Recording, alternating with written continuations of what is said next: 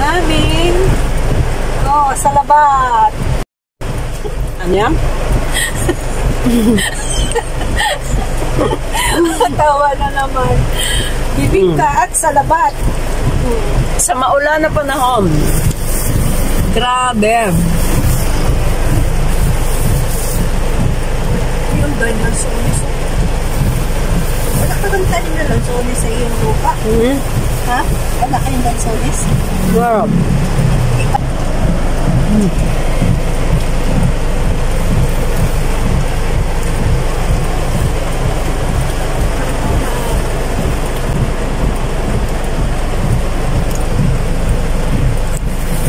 Ang lakas po ng ulan.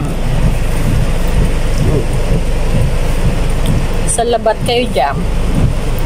Magsalabat muna tayo dito sa Corba.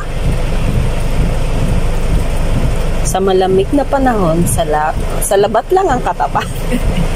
Sa maulan na panahon. Katapat mo ay salabat. Yeah. Nagmakata. At itong napakaraming bibingka. Sa halagang 100 pesos, ay busog na busog ka na. Ate Grace, naaalala mo pa ba ang bibingka dito sa Corba? Ay napakasarap. Sarap ng bibingka. Meron siyang margarine and cheese and parang coconut, no? Yan. Nakakto kasi lasa yung ano niya, no? Dahil favorite ni Ate Evelena sa labat, 4 na kinuha na.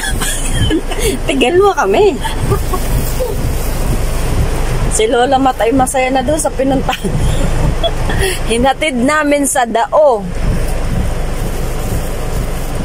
Get together niya ng mga ka-berks niya. Si Lola Mat. Sa kanila nung bumabalik dalawa,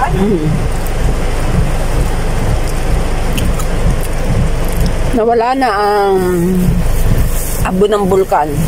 Titigil ka rin bulkan ka. Hindi pa rin kami dito sa akin. Grabe, lakas ng ulan.